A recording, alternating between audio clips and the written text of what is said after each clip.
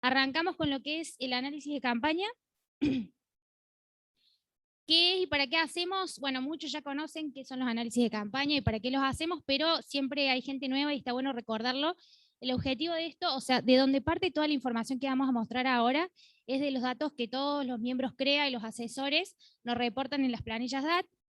Todos los años se les pide cuando termina la cosecha de soja y de cada cultivo que nos manden las planillas con los datos. Así que bueno, la idea es que después de esos datos les demos valor a través bueno, de interpretarlos, de analizarnos, y la idea es ver cómo nos fue este año, qué hicimos, cómo hicimos, cuándo sembramos, qué híbridos usamos, y tratar de ver cómo venimos a través de los años, cómo vienen creciendo nuestros rendimientos, y buscar tendencias y tratar de entender cuál es nuestra forma de producción. Después, obviamente, cada empresa con su asesor analizará qué de todo esto puede poner en práctica o no, qué le sirve, qué le aporta, pero siempre es un buen momento hacer un cierre y saber cómo nos fue en la campaña. Así que bueno, este es un poco el objetivo. Y contarles también para que, bueno, podamos situarnos. Nosotros somos una de todas las regiones de CREA que están acá, ubicados al norte de Córdoba. Y bueno, acá ampliando un poco el mapa, vemos toda la superficie que abarca nuestra región. Y van a ver que tenemos dividida en 6 zonas agroecológicas, que son zonas climáticas o de suelo similares, ya que tenemos una región tan amplia que a tantas condiciones, el análisis de campaña lo hacemos dividiendo un poco las diferentes zonas. Así que tenemos una zona central, que es toda la zona de entre Jesús María, Totoral, Río Primero, Montecristo, que es la zona que más superficie tiene dentro del CREA, y después tenemos al sur, una zona 2, al sur de la ruta 19, que van a ver que tenemos, bueno, es bastante amplia porque va desde Pilar hasta Zacanta y casi llegando a Santa Fe. Tenemos otra zona muy importante que es la zona 5, que va desde Cañada de Luque para arriba hasta Santiago del Estero, Villa María de Río Seco, Capilla del Citón. Y después tenemos la zona 3, que es todo nuestro pie de sierra de la ruta 9 al oeste. Es bastante larga, abarca diferentes condiciones climáticas y todo, pero bueno, tiene la característica de que es pie de sierra con toda la influencia que eso tiene. Y después tenemos una zona 4, que es la zona que está de la ruta 19 al norte y al sur de la 17, que abarca todo lo que es Santa Rosa, Tordilla, Rollito, toda esa zona. Y por último la zona 6, que es la zona que está rodeando la Laguna Mar Chiquita, que es Obispo Trejo, Sebastián Elcano. Esa es la sexta zona. Así que bueno, esto como para tener un panorama, y ahora pasamos a describir un poco lo que fue la campaña.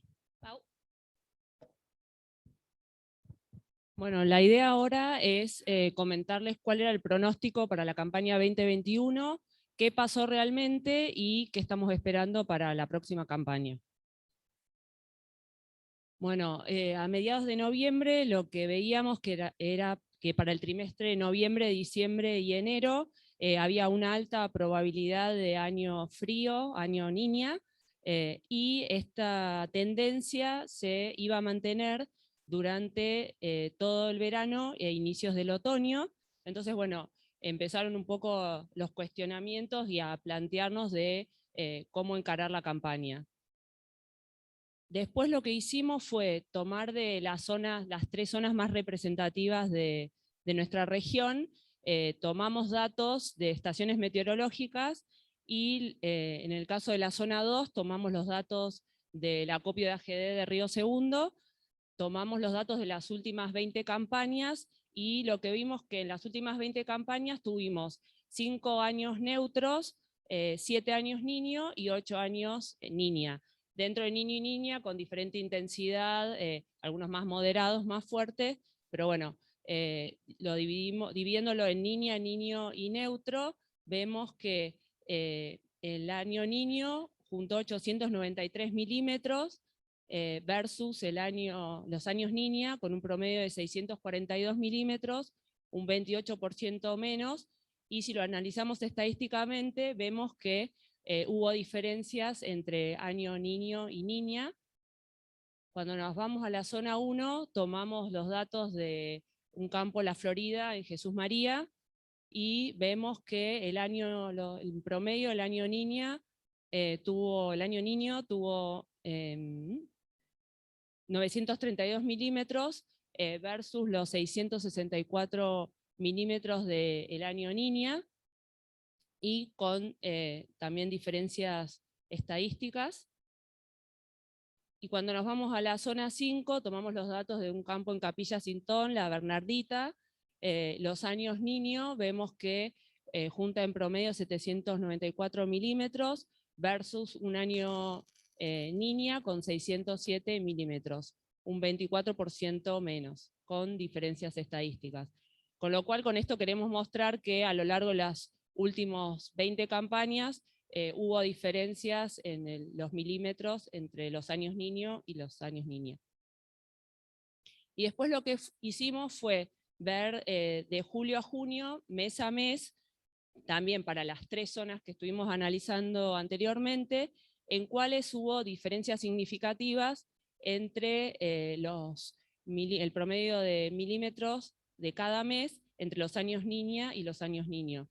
Vemos que para los meses de noviembre, febrero, marzo y abril hubo diferencias significativas en los años Niña versus los años Niño, y siempre a favor de los años Niño con mayores milímetros. Cuando nos vamos a la zona 1, vemos que para los meses de octubre, diciembre, febrero, marzo y abril, hubo diferencias significativas para estos meses entre los años Niño y los años Niña, y algo de recalcar es que en el mes de octubre se da al contrario que el resto de los meses, en donde los años Niña hubo un mayor cantidad de milímetros que los años Niño, mientras que en el resto de los meses siempre la cantidad de milímetros fue superior en los años Niño. Y para la zona 5 vemos que para los meses de octubre, noviembre, febrero, marzo y abril hay diferencias significativas entre los años Niño y Niña.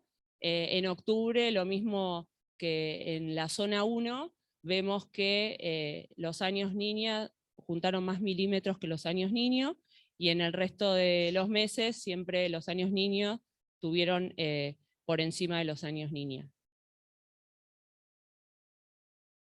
Bueno, de estas mismas zonas lo que hicimos fue ver el promedio de las últimas 20 campañas versus la última campaña, y vemos que de julio a junio, la última campaña, obtuvimos 543 milímetros, y si nos vamos al promedio, vemos que en el promedio histórico de los últimos 20 años, de julio a junio, son 752 milímetros, con lo cual esta última campaña estuvimos 209 milímetros más abajo que el promedio de los últimos 20 años.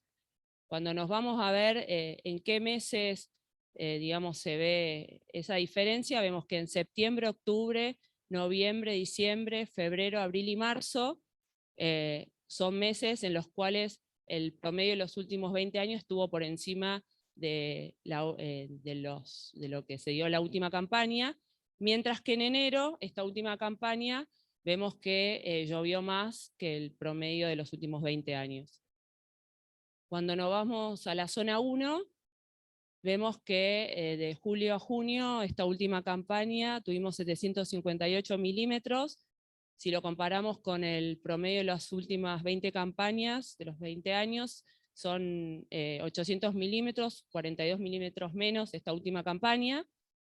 Y si nos ponemos a ver para los meses de septiembre, octubre, noviembre, febrero y abril, el promedio de los últimos 20 años estuvo por encima de la última campaña para estos meses, mientras que en diciembre, enero y marzo, la última campaña, digamos, para estos meses llovió más que el promedio de los últimos 20 años.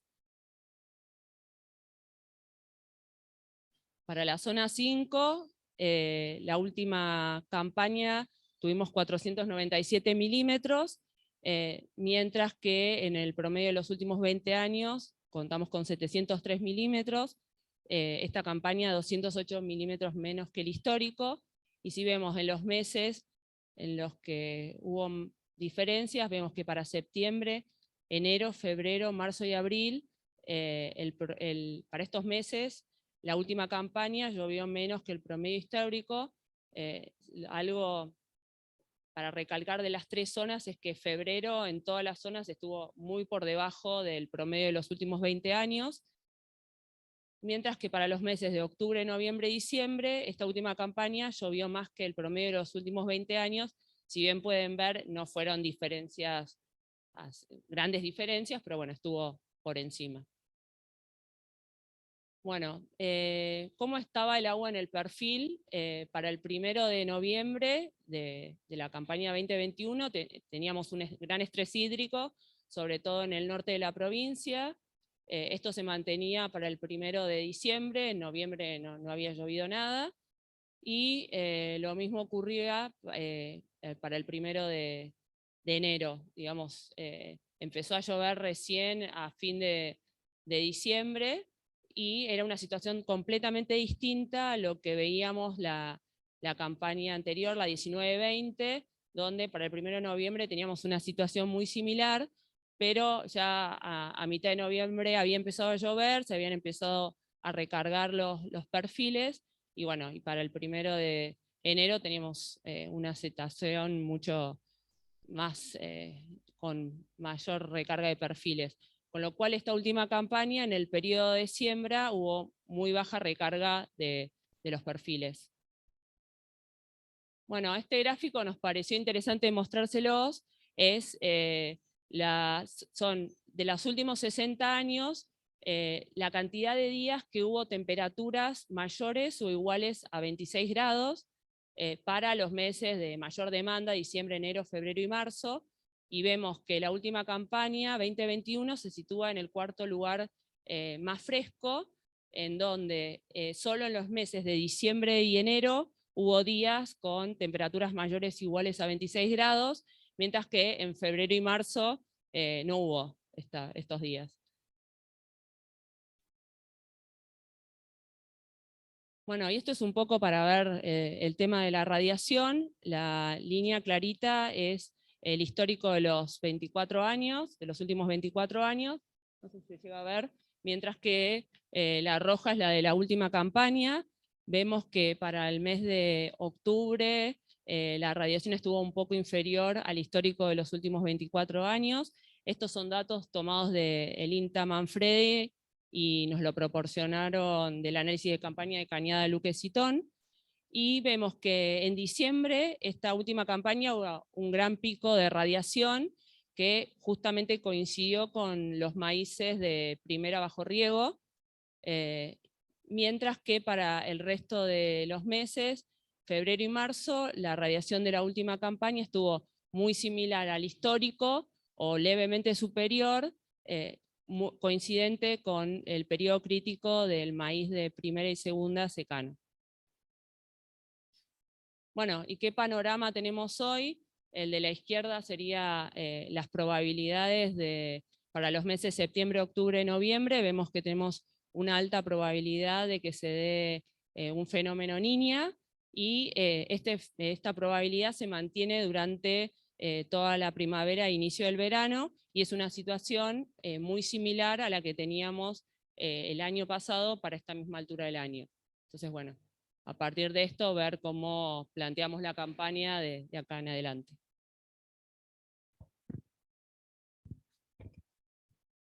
Bueno, gracias, Pau. La idea de este panorama que nos dio Pau, que me parece que estuvo muy bien explicado, la idea era ver cómo partimos el año pasado, qué pasó realmente, y bueno, y cómo estamos hoy. Y algo que también está bueno, porque venimos hablando mucho del niño, la niña, y bueno, el año pasado había mucha incertidumbre con ese pronóstico de niña que veíamos, pero a la vez tenemos datos, por ejemplo, del Servicio Meteorológico Nacional, que nos dicen que la niña no impacta fuertemente en nuestra zona, que impacta más con sequía y alta temperatura en el NEA o en Buenos Aires, pero en Córdoba particularmente no hay un gran impacto. También vemos la Oficina de Riesgo Agropecuario que nos dice lo mismo, que vemos que nos dicen que sí tal vez impacta en la primavera, con primaveras más secas, pero que a lo largo después del periodo del cultivo no impactaría en gran manera. Pero cuando nos pusimos a ver en estos datos, vemos otra cosa, vemos que a nivel zonal, si bien son 3, digamos, campos que no representan toda la zona, pero lo que mostró Pau es que sí hay bastante diferencia en cuanto a precipitaciones para los años niños, sobre todo en los meses de noviembre, diciembre, febrero, marzo y abril, o sea, prácticamente todo el periodo de los cultivos. Entonces, bueno, está bueno contrastar un poco eso con los datos locales que nos dicen que sí tenemos diferencias en lo que es lluvia. Si bien, como bien explicó Pau, algo muy característico de esta campaña fueron, por una parte, que hubo lluvias menores, como 200 milímetros, veíamos que hubo sobre todo en zona 5 y en zona 2, pero fue una de las campañas más frescas de la historia, y eso probablemente refleje un poco, está bueno tenerlo en cuenta a los datos que vamos a mostrar ahora.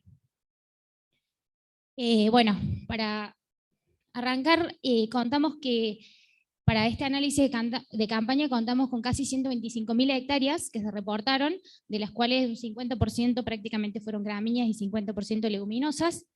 Y en cuanto a los cultivos, hubo casi 61.000 hectáreas de maíz, 2.200 de sorgo, algo de girasol, maní, poroto, también 2.200 reportadas, y de soja casi unas 59.000 hectáreas.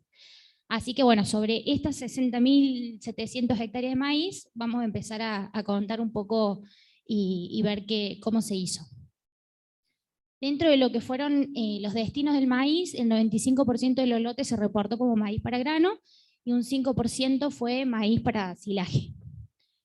Y dentro de lo que fue maíz grano, hay 2% de lotes de maíz flint, hubo un 1% de pisingallo y todo el resto fue maíz tradicional.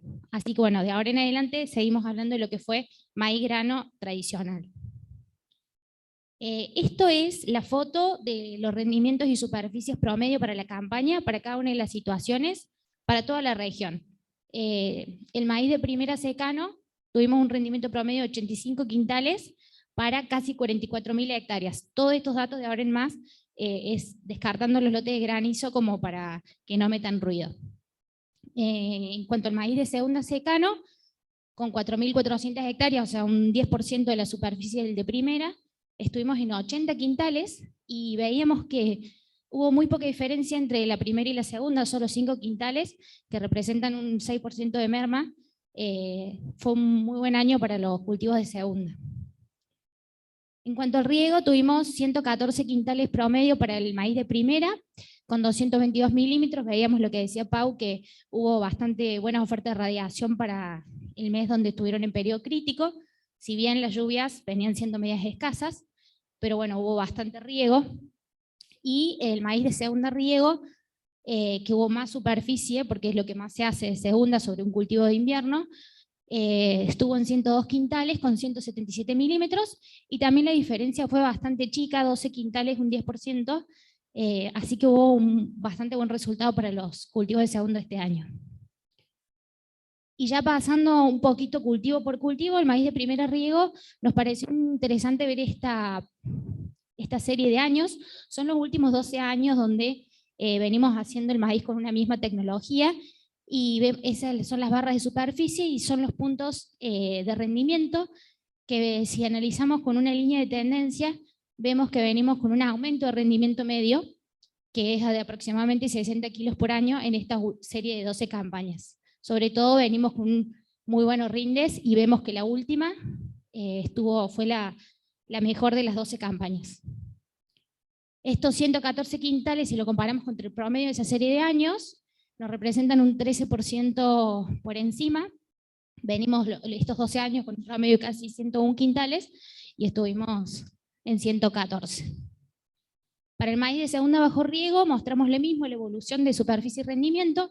También está bueno ver que viene habiendo bastante superficie de maíz de segunda estos últimos años, y el rendimiento también fue el mejor de la serie, y vemos una tendencia de aumento de 50 kilos por hectárea por año en esta serie de campañas. Si comparamos el rendimiento contra el promedio, también estuvimos por encima, un poco más incluso que el maíz de primera, un 16%. Bueno, esto es lo que es riego, y ya ahora vamos a pasar todo a secano. El maíz de segunda, si vemos la misma evolución, vemos que en general no es tanta superficie lo que se hace de maíz de segunda a secano, pero bueno, también está marcado este aumento de rinde en los últimos 12 años. y con respecto al promedio estuvimos un 20% arriba. Tenemos un promedio de 66 quintales para el maíz de segunda secano y este año estuvimos cerca de los 80. Y bueno, finalmente llegando al maíz de primera secano, que es sobre lo que vamos a seguir hablando ahora en más, porque bueno, obviamente veíamos que es la mayor superficie de lo que se hace en nuestra región. Cuando vemos el promedio de las últimas campañas, vemos que estamos en las últimas 3 campañas manteniendo una superficie de 45.000 hectáreas aproximadamente, y los rendimientos vienen creciendo incluso más que todas las situaciones que vimos antes. ¿Se escucha? Con un aumento de rendimiento de 165 kilos por año. O sea, más de 1,5 quintales venimos superando los promedios. Y bueno, particularmente este año estuvimos un 14% por encima. Esto es para toda la región, que decimos que estuvimos un 14% por encima del promedio, pero ahora lo vamos a ver zona por zona, cómo le fue a cada una de esas zonas que mostrábamos de nuestra región. Bueno, la zona 1, que es nuestra zona central de Jesús María, Montecristo, aportó la mayor cantidad de superficie, como siempre, casi 15.000 hectáreas. Después estuvieron la zona 5 de Capilla de Citón, Villa María y Río Seco, que también aporta unas 10.000 hectáreas de maíz de primera secano. Y la zona 2, nuestra zona sur, al sur de la ruta 19, también aportó cerca de 9.000 hectáreas. La zona 4 estuvo con 5.500, y después el pie de sierra 2.700 hectáreas, y la zona más cercana a la Mar Chiquita otras 2.000 hectáreas. Estos fueron los rendimientos, zona por zona, y bueno, vemos que la zona 2, o sea, nuestra zona sur, fue la que mejor rinde tuvo en la campaña, 93,5 quintales, y si lo comparamos contra su histórico, estuvo un 20% por encima de su promedio, que son 78 quintales. Después, la zona 1 le fue muy bien, con 89,3 quintales, y estuvo un 15% por encima también del histórico. Y si nos vamos a la zona 5, la zona norte, de los 67 que tiene el promedio, estuvimos un 20% por encima. O sea, las 3 zonas superaron muchísimo el promedio. Después la zona 4, que tiene un promedio de 75 quintales, superó en un 4%, el pie de sierra estuvo más cerquita del promedio, que son 70, y la zona 6, que decimos de la cercana a la Laguna Mar Chiquita, estuvo un 10% por encima. De 60 quintales, esta campaña se cosecharon 66. Así que bueno, esto es un poco el panorama de cómo nos fue en números como más fríos, y la idea ahora es combinar, bueno, lo que explicó Pau del tema de los años niño, con lo que nos dicen nuestros datos zonales.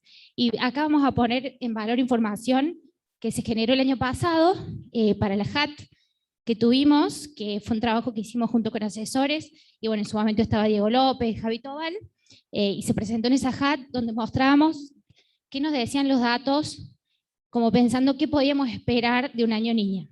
Así que bueno, vamos a retomar eso y ver qué pasó realmente.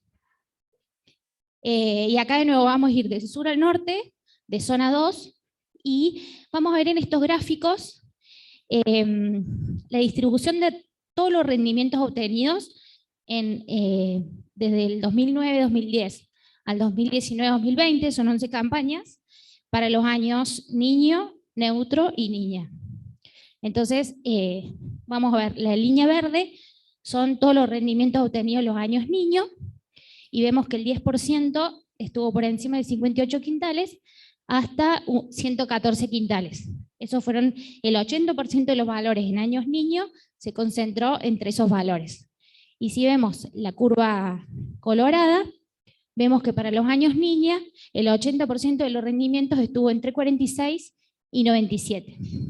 O sea, veíamos acá con bueno, mucha cantidad de datos, 700 lotes y 45.000 hectáreas, que lo que nos decían los datos es que sí había diferencias en nuestros 11 años de estudio entre las campañas niño y niña.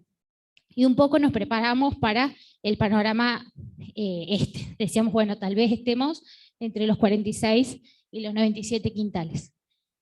Cuando vemos cuáles fueron los rendimientos que obtuvimos realmente para el sur de nuestra región, y lo comparamos contra el histórico, vemos que sorpresivamente, y contrario a lo que esperábamos, la distribución de rendimientos estuvo muy cercana a lo que sería esperable para un año niño, incluso con mejores pisos. Tuvimos casi arriba de los 75 quintales en la mayoría de los lotes. Para zona 1, nuestra zona central, hicimos lo mismo, y de nuevo veíamos esta diferencia entre los rendimientos obtenidos en años niño y niña. Y cuando vemos lo que pasó este año, nos encontramos con lo mismo. Tuvimos rendimientos muy buenos, incluso mejores que estas proyecciones que hacíamos para los años niños. Y si nos vamos al norte, a ver, acá está, en la zona 5, veíamos estos rendimientos para los años niños y muchísimo impacto de los años niña, que los rendimientos se corrían entre 26 y 88 quintales para el maíz. Y estos fueron los rendimientos de la campaña que pasó, y de nuevo la misma situación, o sea, tanto en el sur, en el centro como en el norte, lo que se dio es que los rendimientos de este año fueron más similares a lo que uno podría esperar para un año niño. Otra cosa que veíamos el año pasado era, bueno, a ver, cómo sembramos en los años niño, niña en cada región, y cómo nos va, cuáles son las mejores decenas de siembra. Y si vemos este gráfico, que es para el sur de nuestra región, desde el 20 de noviembre en adelante, todos los lotes que se sembraron y qué rendimientos obtuvieron en las campañas más lluviosas. Y veíamos que la tendencia es a que los rendimientos se magnifiquen los primeros 20 días de diciembre y después comiencen a decaer, sobre todo los techos. Y por el contrario, en los años niña, lo primero que vemos es que hay pisos menores, y después no vemos esos grandes rendimientos los primeros 20 días de diciembre, pero lo mismo veíamos que los rendimientos eran decrecientes desde diciembre en adelante. Digamos que siempre atrasar la siembra genera esto de estar explorando menores potenciales, si bien como con menos caída en el atraso de la fecha. Y si a esto le sumamos cómo nos fue este año en relación al histórico, y ponemos los lotes de este año, que son esos puntitos en azul, vemos que estuvimos explorando muchos mejores rendimientos que lo normal para los años niña, y no estuvimos con unos rendimientos tan bajos como estos que se ven ahí. De todas formas, si limpiamos y ponemos solo lo de esta campaña, vemos que hubo algunos lotes sembrados temprano que no le fue muy bien, y sí, la siembra estuvo concentrada en diciembre y los primeros 10 días de enero, y los mejores rindes se obtuvieron en diciembre, y de ahí en más fueron decreciendo.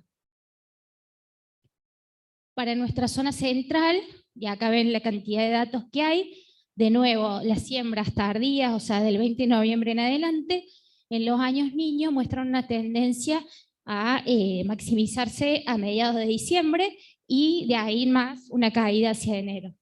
Si ven, en los años niños hay poca siembra después del 10 de enero. Pero para los años niña, y esto de nuevo es lo histórico, vemos mucha cantidad de lotes sembrados en enero. Normalmente vemos que llueve más tarde y se termina sembrando tarde, y de nuevo es como que no hay una curva tan marcada, pero sí se ve una disminución desde los rindes potenciales de diciembre a enero, pero no tan marcada como en los años buenos.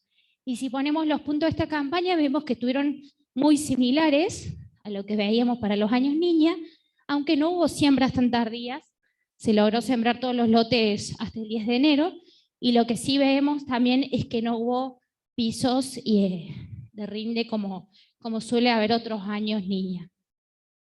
Ahí los despejamos los puntos de lo que fue esta campaña, y vemos eso mismo, que la siembra estuvo en diciembre y primeros días de enero, y los mejores rendimientos se obtuvieron en diciembre. Y bueno, ya nos vamos a la zona 5, el norte. Si vemos los rendimientos según la fecha de siembra, en los años niña vemos que como que se corre una decena. Los mejores rendimientos están hacia fines de diciembre, y después hay caída en los potenciales hacia enero. Y para los años niña lo que vemos es como un disparo de puntos ahí. Hay mucha siembra desde diciembre y hasta enero, y bueno, con los techos no muestran es como más estable en cuanto a los potenciales de rendimiento, pero también los pisos de rinde prácticamente van hasta cero en todas las decenas. Si vemos lo que pasó esta campaña y lo despejamos un poco, estuvimos explorando esos mismos ambientes, pero de mitad de tabla para arriba, digamos. Y los mejores rendimientos se obtuvieron en diciembre de nuevo y bajaron un poquito en enero, pero digamos no tanto. Viste que no es joda andar con panza, ¿no? Toma aire. Bueno, ahí, ¿cómo está la cámara? ¿Bien ahí? Bueno, Luli, para que respires un poco y para hacerte un par de preguntas. Vemos que el análisis que hizo la mesa de clima, nos preparamos para un año niña y sin embargo los resultados fueron mejores que los años niños en ese estudio que mostraste de rendimiento. Dos preguntas. Una, ¿cuáles son las recomendaciones que hicimos el año pasado para un año niña? Que en definitiva nuestro planteo de siembra siempre es defensivo en el norte de Córdoba. Y cuáles son las que deberíamos rever, porque en definitiva de esas recomendaciones, lo que sí vemos claramente acá es que por más que sea niña, si tenemos humedad en el perfil, tenemos que sembrar en diciembre. Irnos a enero a buscar más acumulación de agua posterior nos atrasa mucho en la productividad. Está claro que hay años que no tenemos humedad en el perfil, pero ¿cuáles serían las cuestiones que hoy vemos que están todavía por ajustarse? Un poco el intercambio que tuvimos ayer en la mesa de asesores con la ayuda de Gabriel Espósito, que deberíamos tener en cuenta para agarrar toda esta información que estás mostrándonos. Bien, Rodrigo, bueno, gracias por el respiro. Y creo que tu pregunta también fue un poco respuesta, o sea, vos mismo lo dijiste, y las conclusiones que decíamos el año pasado cuando presentamos estos datos era, bueno, por una parte, tener en cuenta que sí hay impacto de la niña en el promedio de los años. Entonces, bueno, tener en cuenta esos datos, porque también decíamos ayer con los asesores, no nos creamos que todas las niñas que vengan van a ser como esto que pasó este año y que vamos a tener rendimientos espectaculares, porque bueno, cada campaña es única, y los datos nos siguen diciendo que la niña llueve menos, que la niña tenemos menores rendimientos.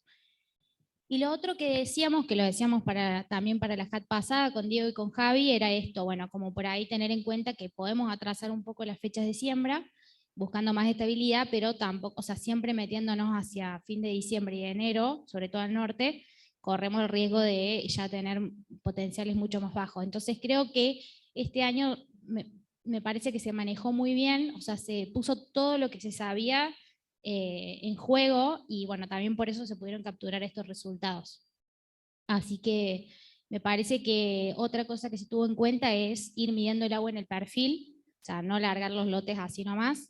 Y este año me parece que hay que ir por el mismo lado, porque sabemos que los perfiles están bastante pobres de agua. Entonces, bueno, me parece que hay que ir paso a paso, precavidos, y mostrando el agua y viendo ahí después con muñeca hasta dónde estirar para sembrar, y bueno, y cuando se pueda, meter los lotes en esas fechas que sabemos que son buenas. Así que bueno, un poco eso.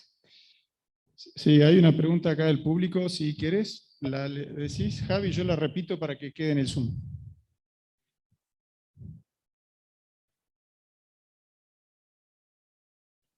Gracias. Puede ser una consulta o también puede ser una llave abierta, ¿no? Más allá de la foto esa que veíamos de esta campaña, comparado con lo que fueron los rendimientos históricos, que se ve una mejora, esa sería la foto, digamos.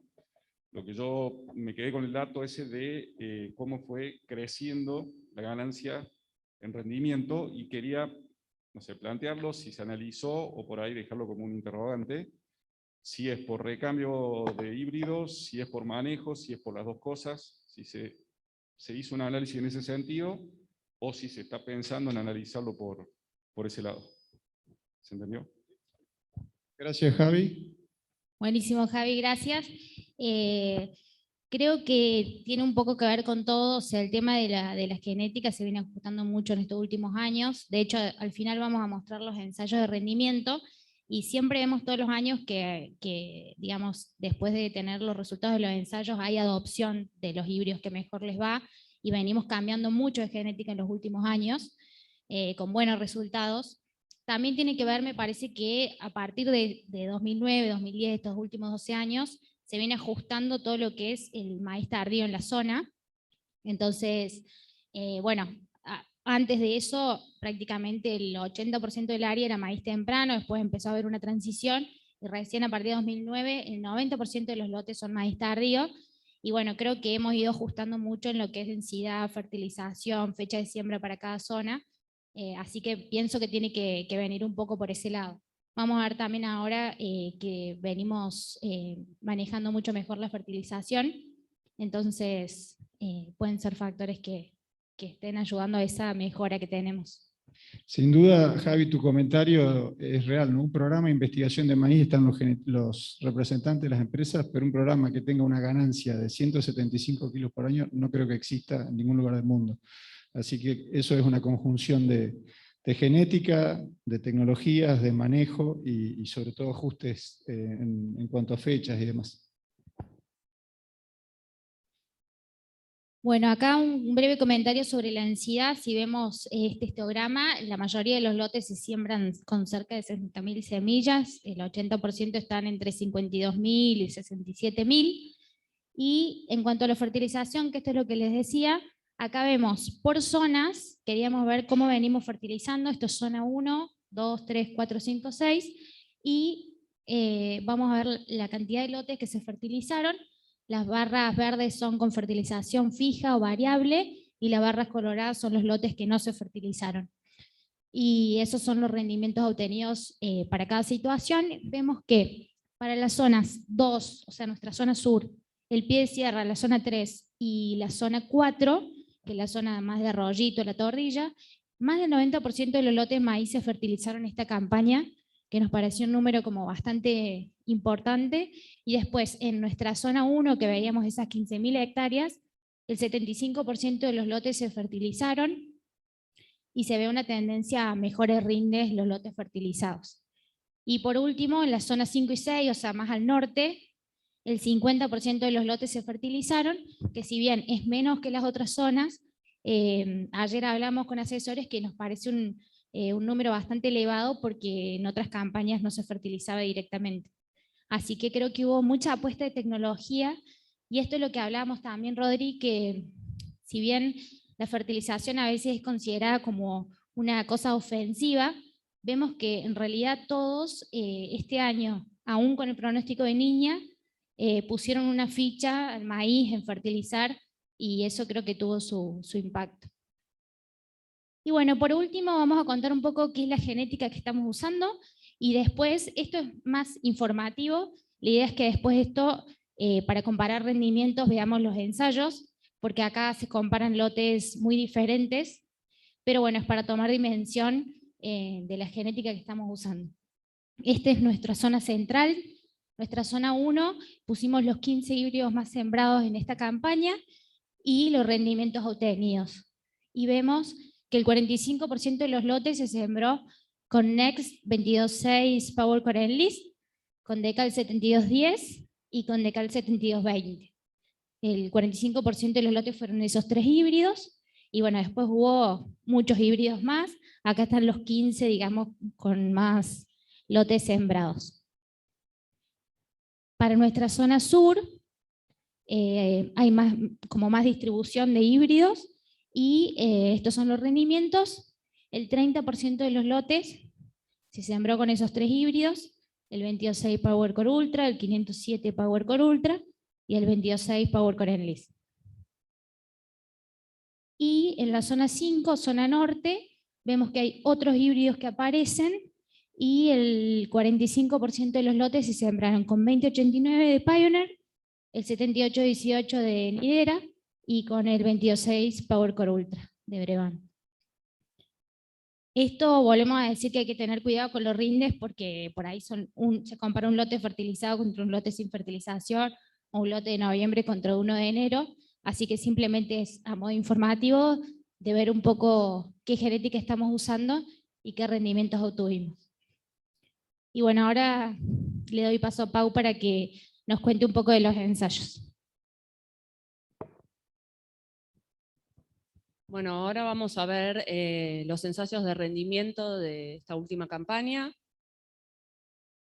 Bueno, esta campaña tuvimos 10 ensayos distribuidos en toda la región CREA Córdoba Norte, tratando de incorporar todas las zonas agroecológicas y teniendo una mayor cantidad de ensayos en las zonas que aportan más hectáreas agrícolas. Bueno, teníamos un ensayo en Eufrasio Loza y Sebastián Elcano, que es zona 6, después en Villa María, el Río Seco y Capilla Citón, que es zona 5, Las Astillas y Colonia Tirolesa, que es zona 1, en zona 3, que es Pie de Sierra, el sitio era General Paz, después en la zona 2 teníamos en Zacanta y en Capilla de los Remedios, y en la zona 4, en Colonia Cuatro Esquinas. Bueno, acá lo que voy a ir haciendo es nombrar a los 15 semilleros que participaron en la red de ensayos y recalcar que esta campaña contamos con 32 híbridos, mucho mayor la cantidad que la campaña pasada. Bueno, Brevan participó con el 507 PowerCore Ultra, el Next 22.6 y un experimental. Decal con el 7270 BT triple, el 7272 BT triple. Don Mario con el 2773 BT triple y un experimental. Illinois con el 799 BT triple Pro. KWS con el 3916 Viptera 3, 4580 BT triple Pro y un precomercial 4480 BT triple. La Tijereta con el 718 BT triple, 720 BT triple, 721, 722 y 723. LG con el 30680 Viptera 3 y el Sursem 6220 BT triple. Nexem con el 1122 PowerCore Ultra y el 7123 PowerCore. Nidera con el 7818 Viptera 3 y el 7921 CL Viptera 3. NK con el 885 Viptera 3, el 890 Viptera 3. NOR con el Acrux y el Zephyr PowerCore Ultra. Panar con el 5250 VIHR. Pioneer con el 1804 PowerCore Ultra, 2021 PowerCore Ultra Enlist y el 2089 VIHR. Stein con el 98-2020 Viptera 3 y Tobin con el 767 Viptera 3. Hay que tener en cuenta que para estos ensayos tomamos un híbrido que es el sensor ambiental que va captando las posibles variaciones del ambiente, y este año fue el Brevan Next 22.6 PowerCore Ultra.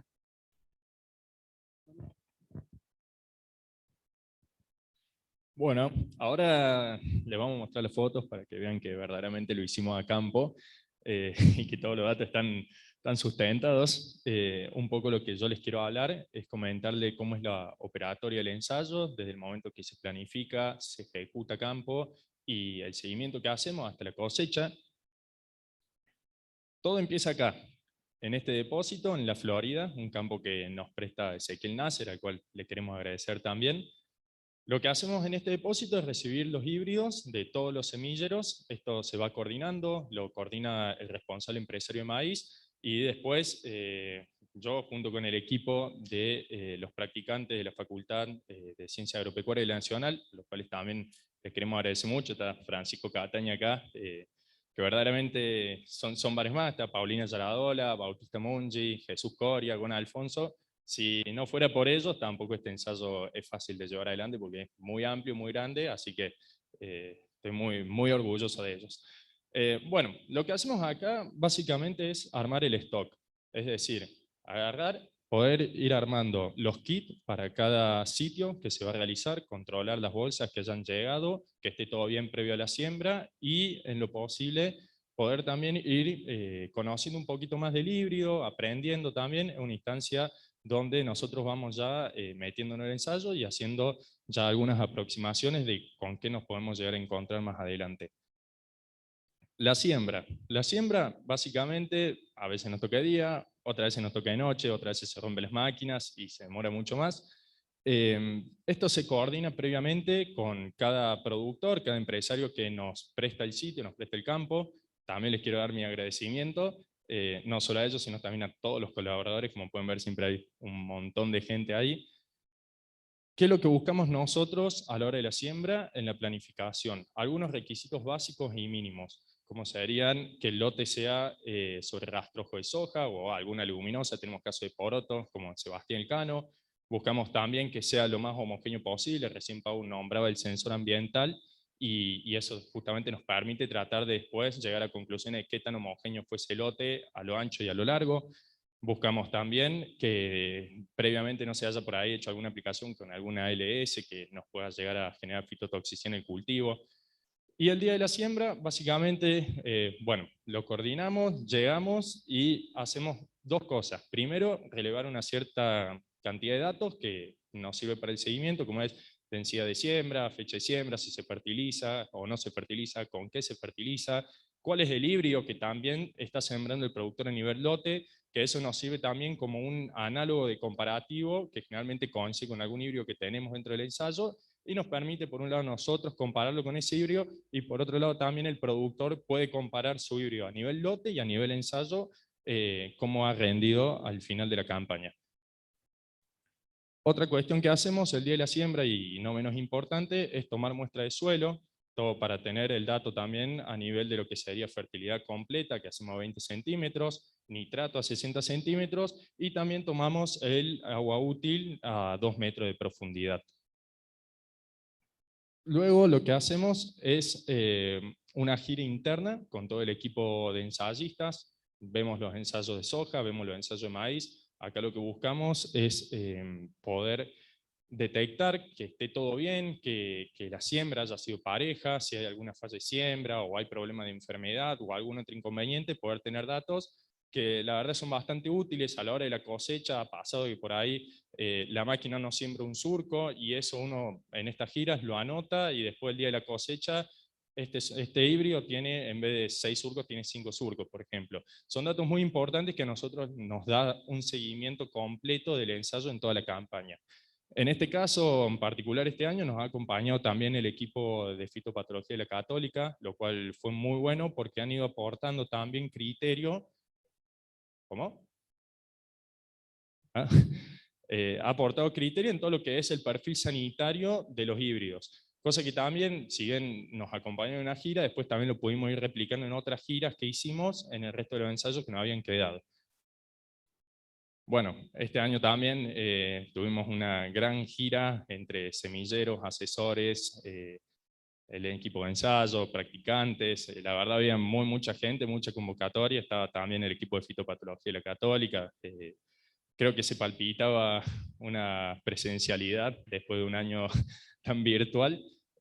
Bueno, este es un espacio, la verdad que muy interesante, donde se genera mucho intercambio entre semilleros. Habló, si mal no recuerdo, Tino, sobre cómo estaba la situación de enfermedades en la zona, daba un pantallazo completo, después una demostración de los híbridos. Creo que esto es lo que caracteriza CREA, de que suma mucho valor agregado, todos esos vínculos que tiene entre instituciones, profesionales. Creo que es verdaderamente muy fructífero, más allá también de los datos, para la realización de la red de ensayos. Y por último, la cosecha. Este es el momento quizás donde uno tiene que estar más atento a todos los detalles, porque todo el seguimiento que venimos haciendo, si no estamos atentos en este momento, se puede llegar a perder. Acá básicamente tenemos esta situación, por ejemplo, donde el mismo maquinista de Eufrasio Loza lleva su dron y se pone a filmar.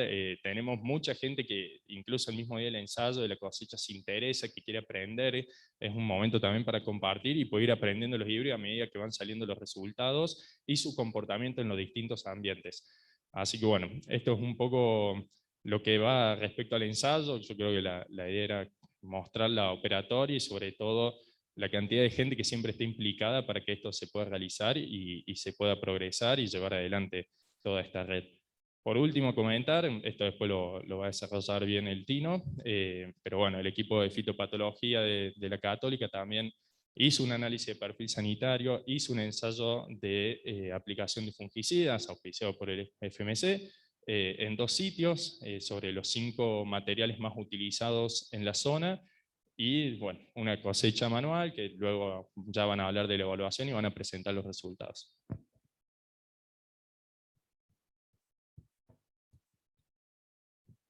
Bueno, ahora entrando en la parte de resultados, que seguramente a todos les interesa saber cómo les fue a cada uno de sus híbridos.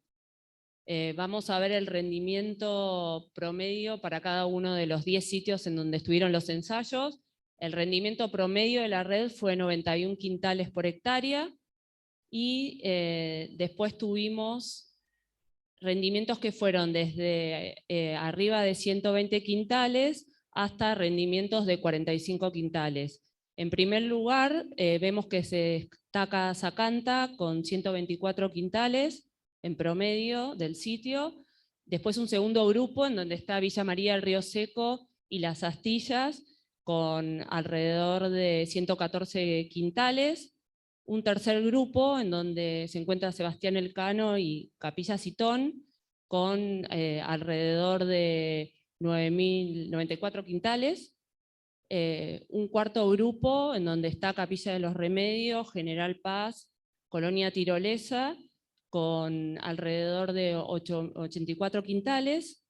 Después Eufrasio Loza con 65 quintales. Bueno, y en último lugar, Colonia Cuatro Esquinas, que estuvo muy castigado por un gran déficit hídrico, con 45 quintales. Si después vamos a ver el rendimiento promedio de cada uno de los híbridos de la red, vemos que en primer lugar se encuentra el 2089 de Pioneer, con un promedio de 104 quintales. Y después tenemos un gran grupo que involucra a 28 híbridos que van desde 97 quintales hasta 86 quintales, en donde podemos encontrar el 7123 de Nexem, el 2773 de Don Mario, 1804 de Pioneer. Un tercer grupo en donde encontramos 2 híbridos que con un rendimiento promedio entre 82 y 78 quintales, y bueno, en último lugar, un material de 4480 de KWS con 67 quintales. Bueno, y en este gráfico lo que vamos a ver va a ser cada uno de los materiales en qué porcentaje superó la media del sitio. Vemos que en primer lugar tenemos el 723 de la tijereta, que en el 100% de los sitios superó la media de rinde. Después tenemos un segundo grupo con el 2089 y el 2021 de Pioneer, que en el 90% de los sitios superó la media. Un tercer grupo donde está un experimental de Brevant, el 7123 de Nexem, el 7272 de Decal, que en el 80% de los sitios superó la media. Bueno, y así podemos ver en todos los materiales cómo se fueron comportando. Bueno, esto es algo nuevo, es un coeficiente de superioridad que lo que va a involucrar es el rendimiento y la estabilidad de cada uno de los híbridos. Lo que podemos ver es que el Pioneer 2089 es el que tiene el coeficiente más chico y es el material que rindió más y fue el más estable. Cada uno de estos híbridos lo que se hace es compararlo con el mejor híbrido de cada uno de los sitios. Bueno, este es el gráfico por excelencia de rendimiento versus estabilidad, en donde vemos que en el eje X tenemos el rendimiento kilos por hectárea, en el eje Y tenemos la inestabilidad medida como un coeficiente de variación, y vemos que los ejes cortan en el rendimiento promedio, que habíamos dicho que fue 91 quintales para la red, mientras que el coeficiente de variación promedio estuvo alrededor del 26%. Bueno, en el eje inferior derecho contamos con 10 híbridos que rindieron más que el promedio de la red y fueron los híbridos más estables. Podemos ver el 2089 de Pioneer, el 7123 de Nexem, el Pioneer 2021, Acrux. Bueno, digamos, estos materiales se destacan. Después en el cuadrante derecho superior contamos con híbridos que rindieron más que el promedio de la red, pero son un poco más inestables. Igual hay que recalcar que en este caso estos materiales están muy cerca del coeficiente promedio de la red. Después, en el cuadrante izquierdo inferior, contamos con los materiales que rindieron un poco menos que el promedio de la red, pero son muy estables con un bajo coeficiente de variación, y en estos hay que destacar que si bien rindieron menos que el promedio de la red, están muy cerca del eje que corta el rendimiento medio. Y en el cuadrante izquierdo superior vemos 10 materiales que son los que rinden menos que el promedio de la red y, bueno, y con una mayor inestabilidad. Bueno, vemos que los componentes del rendimiento, tanto el peso de los granos como el número de granos, tienen una relación positiva. Vemos que la pendiente es positiva y el R cuadrado es más grande para el caso del número de granos, que son los cuadraditos más oscuros, con lo cual vemos que tiene mayor influencia a la hora de definir el rendimiento. Cuando vamos a ver el número de granos para cada uno de los materiales, vemos que tenemos materiales que tienen 30.000 granos por metro cuadrado, hasta materiales que tienen 2.000 número de granos por metro cuadrado, con, bueno, esa variabilidad de 1.000 granos por metro cuadrado. Y cuando vamos a ver el peso de los granos, vemos que tenemos materiales que se destacan con 375 gramos el peso de 1.000 granos, como el 7921 o el Next 226, y bueno, materiales que tienen un menor peso de 1.000 granos, y esto nos permite comprender un poco qué estrategia, digamos, tiene cada uno de los híbridos a la hora de construir su rendimiento. Bueno, este año medimos, para ver un poco la estabilidad de la caña, se midió porcentaje de vuelco, porcentaje de quebrado y porcentaje de green snap, y lo que vimos que en el promedio de los 10 sitios hubo un 7% de quebrado. Esta foto es de Colonia Tirolesa, uno de los últimos ensayos que se cosechó, donde, bueno, algunos de los materiales se ve, todo eso que se ve caído era por quebrado. Cuando vamos a ver el porcentaje de quebrado para cada uno de los sitios, vemos que tenemos un grupo en donde se encuentra Colonia Tirolesa y Colonia Cuatro Esquinas, con un porcentaje de quebrado que va desde el 18 al 14%, después Capilla de los Remedios con un 9% de quebrado, y el resto de los 7 sitios con un promedio de quebrado que va entre el 5 y el casi 4% de quebrado. Y cuando vamos a ver el porcentaje de quebrado para cada uno de los materiales, vemos que tenemos un gran grupo que tiene un porcentaje de quebrado que va desde el 1,7% hasta el 11% de quebrado, sin diferencias significativas entre estos materiales. Después otro grupo que involucra 4 materiales entre un 14 y un 18% de quebrado, y un material con un 26% de quebrado. También lo que, digamos, vemos es que posiblemente estos resultados se vieron por cómo se fue manejando cada uno de los sitios de esta campaña.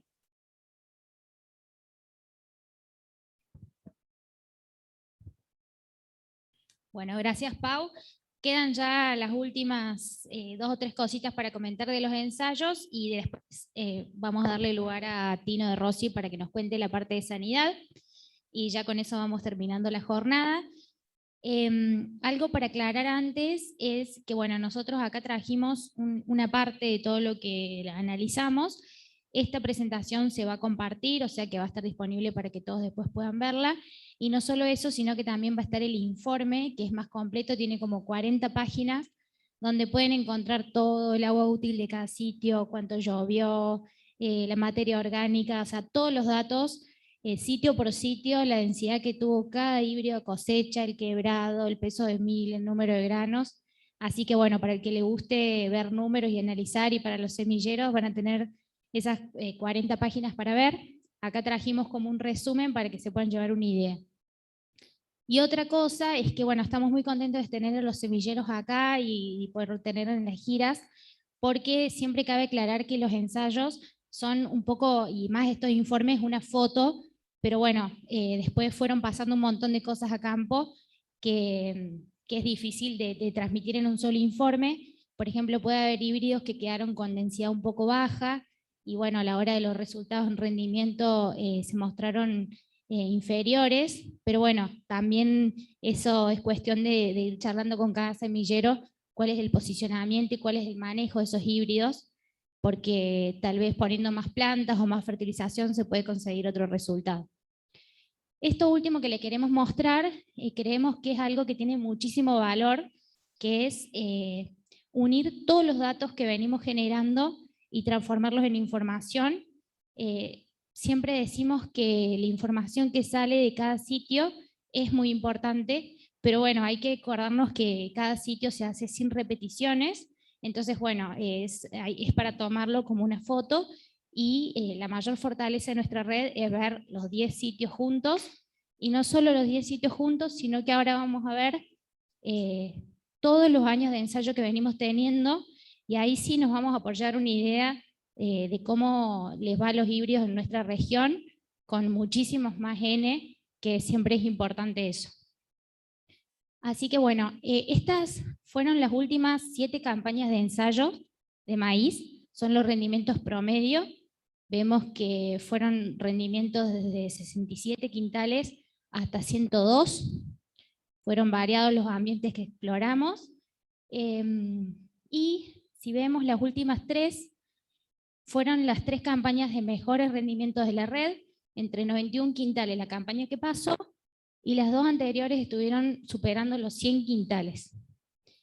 Dentro de esas 3 campañas, decidimos analizar los híbridos que participaron estos últimos 3 años, o por lo menos 2 de los 3 años, y nos encontramos con que tuvimos todos estos sitios de ensayo. Ahí vemos los rendimientos, fueron 30 sitios, que los rendimientos van desde casi 130 quintales hasta los 45, que veíamos que estuvimos este año en Colonia Cuatro Esquinas. Voy tratando de hablar lento para no agitarme. Y bueno, ahí vemos, por ejemplo, que las Astillas estuvo en los 3 años, siempre estuvo en los rendimientos mejores de la red. Después, por ejemplo, tenemos a Zacanta, también participó 3 años. Villa María de Río Seco, con rendimientos variados, desde más de 100 quintales y rendimientos un poco inferiores, las otras campañas.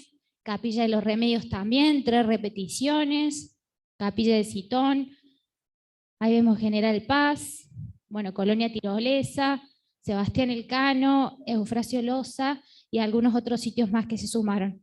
Creemos que está muy buena la información que vamos a mostrar acá, porque tiene 3 repeticiones para cada sitio y en todo el norte de Córdoba. El 80% de los sitios en estas últimas 3 campañas estuvo entre 80 y 115. Es decir, que los gráficos que vamos a ver ahora nos hablan de cómo le va a los híbridos expuestos a condiciones buenas y a potenciales ambientales altos. Y bueno, trajimos uno de los gráficos para mostrar hoy, pero en el informe va a haber muchos más.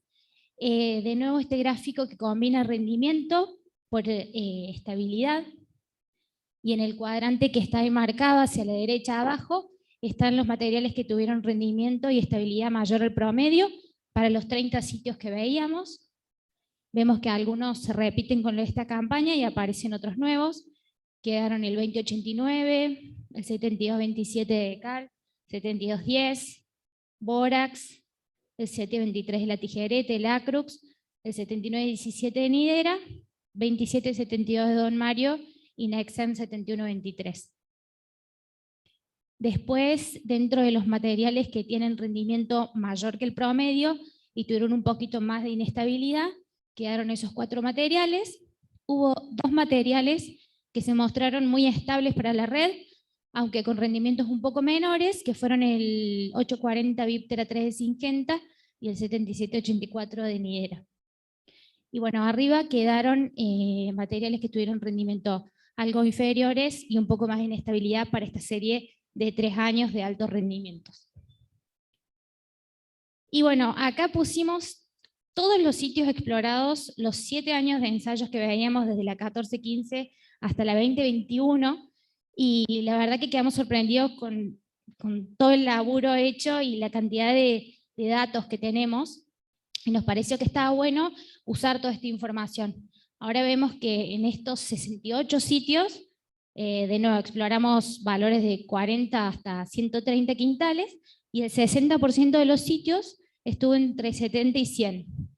Y con esto decidimos construir gráficos 1 a 1 que combinan cómo le fue a cada híbrido en cada uno de estos sitios con respecto al promedio, que es una forma de entender cómo se comportan con respecto a las condiciones ambientales. Así que bueno, acá les trajimos algunos como para mostrar. Van a ver que estos gráficos pusimos en color verde a aquellos híbridos que van siguiendo siempre el promedio del ensayo. Tenemos en este eje el promedio de los sitios y en el otro eje el rendimiento que tuvo el híbrido para cada uno de esos promedios. Así que hubo híbridos que fueron siguiendo el ambiente de manera regular, es decir, que siempre que aumentó un quintal, ellos aumentaron cerca de un quintal, entre 90 kilos, 110 kilos, y lo mismo, cada vez que el ambiente reducía su potencial, ellos redujeron su rendimiento en esa misma proporción. Dentro de esos híbridos, por ejemplo, uno de esos fue el 7784, que fue siguiendo muy parejito el promedio del ambiente en esta cantidad de años. Y por ejemplo otro que tiene muchísimos años de estudio, que si bien no estuvo en la última campaña, el 7210 también mostró un comportamiento similar. Son 26 híbridos que hicimos esto, pero bueno, acá trajimos un par como para que vean, después en el informe van a poder verlo. Después hubo otros híbridos con este comportamiento, que los pusimos en otro color, en color amarillo, es decir, híbridos que ante aumentos en el potencial no fueron aumentando tanto, y lo que sí tuvieron es que ante disminuciones del potencial ambiental no redujeron tanto su rendimiento. Algo así como un poco más rústico, si se quiere, o no considerados tan de alto potencial. Y dentro de eso vemos, por ejemplo, ahí estoy pasando para el otro lado, el Nexen 7123, que mostró ese mismo comportamiento, en los sitios de menor rinde estuvo por encima, y el Syngenta 840 la misma situación. Ante ambientes de más de 10.000 kilos, por ahí no llegó a superar el promedio, pero en ambientes de menos de 7.000 estuvo siempre por encima. Y por último, los híbridos como estos, que cada vez que el ambiente bajó mucho de potencial, redujeron más su rendimiento, pero pudieron capturar mejores rindes en los ambientes de alto potencial de más de 10.000 kilos. Y dentro de esto tenemos, por ejemplo, 2 híbridos, si bien vemos que tienen diferente comportamiento, pero ambos capturaron buenos rendimientos en altos potenciales, como son el 2089 que vemos que la mayoría de los puntos a partir de los 8.000 kilos superaron el promedio, y tal vez en los sitios más bajos tuvieron algunos puntos que se cayeron, y el Tobin lo mismo. Cerca de 9.000 kilos para arriba siempre estuvo superando el promedio, y en los ambientes más pobres se cayó un poco. Así que bueno, tienen para entretenerse, hay 26 gráficos de estos que tienen desde 30 puntos hasta 60 puntos, y que nos dan una idea muy importante de cómo se comportan en el ambiente del norte de Córdoba. Y por ahí, si bien hay veces que llegamos medio tarde para la compra de híbridos con estos resultados, yo creo que en marzo del año que viene, cuando sean las precampañas, podemos volver a este informe y revisar toda esta información de los híbridos, que va a ser de mucha utilidad. Así que bueno, eso y gracias. Luli, aire. Alguien que traiga una máscara de oxígeno. No te vayas, vení. Dicen que hay dos formas de matar a una persona, no dándole información o dándole mucha. Acabas de hacer la segunda. Bien. ¿Sí? Esto nos sirve, si bien, como dice Lourdes, por ahí la campaña comercial está definida, pero sí está bueno este análisis para ver dónde posiciono los híbridos, dónde voy a capturar, cuáles son los que capturan más rinde, cuáles son los que capturan más rusticidad o estabilidad. Eso creo que ese dato lo podemos usar hoy. Pero antes de cerrar esta parte, quería saber si alguien de acá del público presente, o Marce, que está siguiendo ¿estás siguiendo eso o estás mirando otra cosa? ¿Te agarré distraído? Ah, vamos. Quería saber si alguien quiere hacernos algún aporte o algún comentario para que no se convierta en un monólogo nuestro, sino poder tener algún intercambio. Tenemos 2 minutos y medio. ¿Alguna sugerencia, pregunta? Como saben, esto se construye no del capricho de la mesa agrícola, sino de un intercambio con asesores, que asesores trae lo que nos piden nuestros miembros, a su vez Mesa Agrícola intercambia con los semilleros, y es ahí donde estamos generando este tipo de trabajos y tratando de hacer cada vez más análisis con una robustez tremenda, porque hay muchos años, muchos datos. Siempre decimos que cuanto más N tenemos, más seguridad tenemos de la información. Bueno, visto que está todo claro, Luli, ahí hay una pregunta. Sí.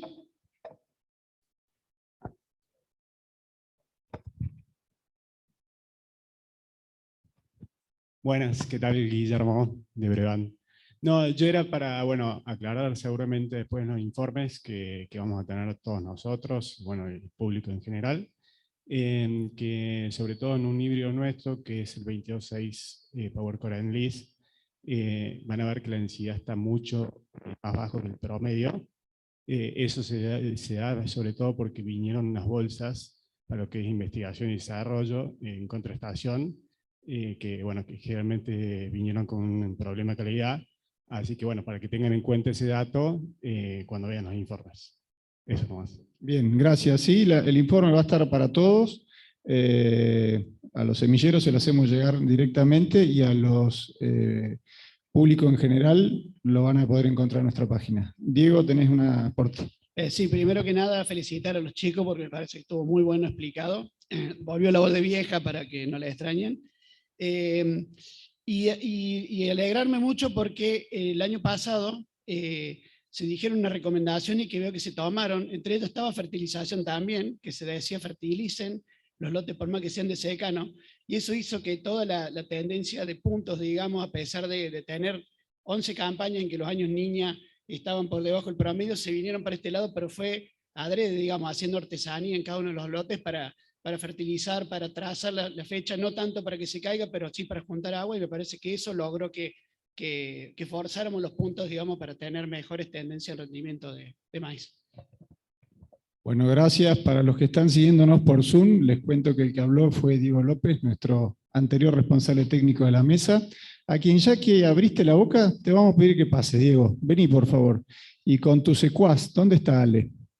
Ale, vengan para acá, tenemos preguntas para ustedes. Hay preguntas en el chat, entonces vengan acá al lado y vamos contestando las preguntas. Sí, Marce. Para Lourdes y Paula, dos consultas en el chat. Una es una aclaración cortita, si los ensayos tienen sus respectivos análisis de fertilización o sus datos de fertilidad al inicio. Y el segundo tiene que ver en relación a lo que es los datos de quebrado en maíz, si tienen un análisis de correlación, si eso tiene alguna correlación con el contenido de humedad cosecha. Bien, buenísimo.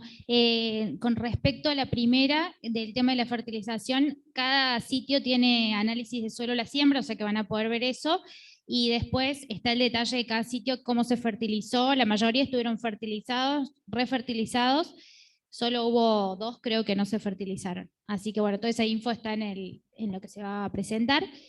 Y con respecto a lo de quebrado, tenemos todos los datos de humedad cosecha. No hicimos ese análisis de relación, pero bueno, están los datos, así que está buena la sugerencia como para sumarlo. ¿No hay más preguntas? Bueno, si no hay más preguntas, Rafa, te vamos a pedir que en este noble acto lo queremos agasajar a los muchachos. Bueno, no, queríamos darnos el gusto, ya que los tenemos ambos acá, algo que no pudimos hacer en su momento por la virtualidad. Así que Diego y Ale, acá tenemos un presente para cada uno de ustedes. Vengan así salen. Dieguito, un gusto haberte tenido. ¿Ah? Bueno. Y Ale, también para vos, has dejado la vara alta como lo dije. ¿Ah? Gracias a ambos. Bueno, muchas gracias. Un placer. El año pasado que fue todo tan difícil. Ahora parece que nos olvidamos todo lo difícil que fue el año pasado. Y parte del equipo que hizo que sigamos adelante fueron ellos dos, así que muchas gracias. Quiero agradecer a una institución, a una empresa, que les cuento que la decisión de hacerlo presencial fue entre gallos y medianoche, y el equipo dijimos, tenemos un montón de información, no podemos dejar de mostrarla, vamos a juntarnos, y bueno, hubo una empresa que nos apoyó, y quiero agradecer y contar el apoyo de Recuperar. Luli. La fertilización tradicional de los cultivos a base de commodities, fórmulas del tipo NPS aplicadas al costado de la línea, es una técnica que tiene ineficiencias agronómicas debido a la distancia de las partículas de fertilizantes con respecto a la semilla, sumado las pérdidas por la lixiviación o lavado del nitrógeno y las pérdidas por evaporación de la forma amoniacal y de la efectividad del fósforo al retrogradarse en fosfatos poco solubles. En los suelos productivos de Sudamérica, los fertilizantes fosfatados y nitrogenados tienen un comportamiento muy poco eficiente, ya que la movilidad del fósforo es de unos pocos milímetros anuales. Esto implica que el nutriente quede lejos de las raíces, impidiendo su adecuado aprovechamiento. También el nitrógeno tiene una considerable pérdida por volatilización y lixiviación. Ante estas situaciones, es muy importante entender la dinámica del fósforo y el nitrógeno en el suelo para conocer su comportamiento y realizar una fertilización eficiente. Cuando el fósforo es aplicado en la fertilización tradicional, el cultivo solo utiliza, en el mejor de los casos, el 25% de lo aportado. El restante 75% se retrograda en el suelo, en forma de fosfatos poco solubles, quedando bloqueado para su utilización. Al igual el nitrógeno, en el mejor de los casos, el cultivo solamente incorpora del 25 al 30%, el resto se volatiliza o lixiviza, ocasionando pérdidas en la eficiencia del nutriente, impactando la rentabilidad económica de los esquemas productivos. La tecnología de microfusión tiene una eficiencia mayor al 90% debido a los procesos industriales a los que son sometidos los nutrientes que forman parte de este fertilizante. A diferencia de los fertilizantes tradicionales de hasta 4,5 milímetros de diámetro, nuestro microfusión está especialmente diseñado para su aplicación junto a la semilla.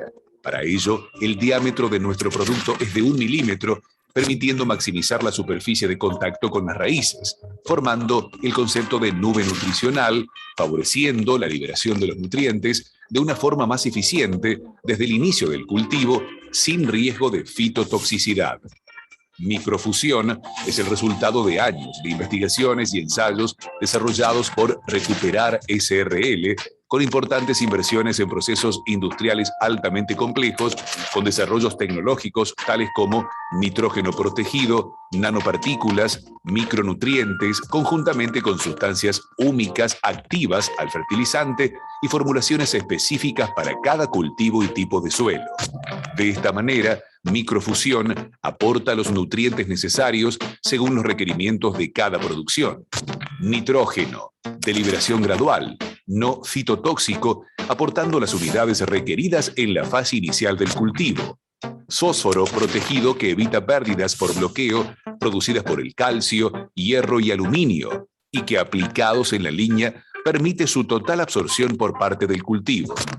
Oligoelementos que juegan un papel clave en la fisiología vegetal, participando directamente en la fotosíntesis, así como en la absorción de macroelementos, además de incorporar el complejo orgánico con un doble efecto, favoreciendo la quelación y solubilización de nutrientes minerales, mejorando la estructura física del suelo y en el cultivo estimulando la formación de raíces, el poder de absorción y la movilización de los nutrientes. El fundamento agronómico esencial para la nutrición vegetal a través de microfusión es conseguir un óptimo enraizamiento de la planta, ultralocalizando los nutrientes para aumentar la eficacia del fertilizante.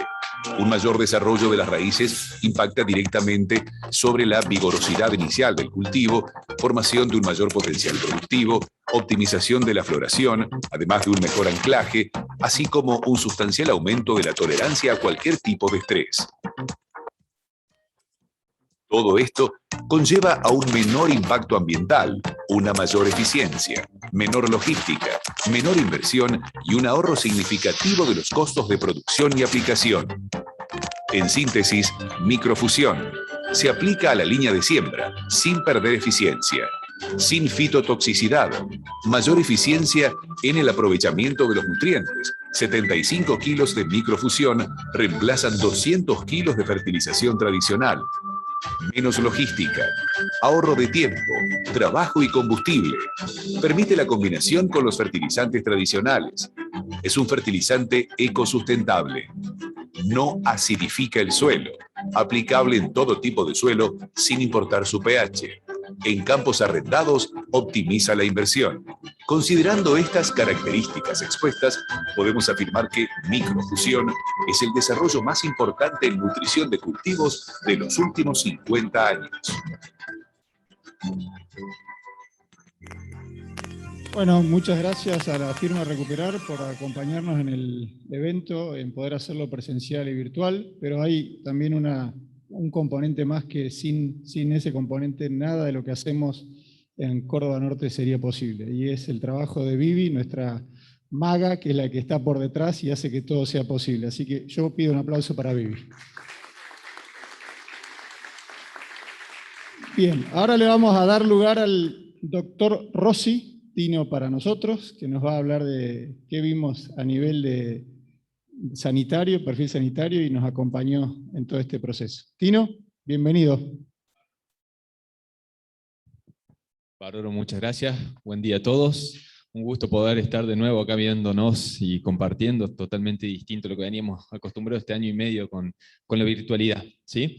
Vamos a plantear un poquito el tema de sanidad, que bueno, para todo lo que ir de la mano de lo que iban diciendo los chicos hoy, vieron que los potenciales de RIN realmente en nuestra zona vienen con esa tendencia superadora y que realmente está muy bueno, pero si no los acompañamos con la parte sanitaria, podemos llegar a tener algunos problemas. Y principalmente, creo que todos lo conocen, lo vamos a hacer un poquito de hincapié en eso, de las características agronómicas con las que estamos produciendo maíz en el centro norte de Córdoba, y ustedes lo saben mejor que yo, pero al tener las fechas de siembra tardías, que ya es una característica, ya lo dijo bien Lourdes, campaña 2008-2009 en adelante, el 80 al 90% de las hectáreas sembradas en diciembre y enero, nos hacen que estemos parados en una situación totalmente diferente a lo que se hace en la normalidad de las otras regiones del país.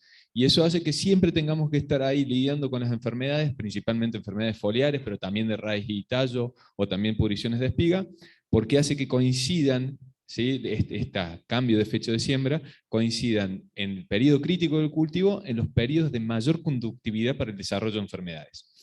Y siguiendo un poco con esto de que hablábamos de las condiciones ambientales, No voy a repetir mucho porque las chicas hicieron un pantallazo muy grande de todas las características de la zona, pero sí me parece importante contarles que nosotros también las vemos. El puntero acá no anda, ¿no? No anda. Bien.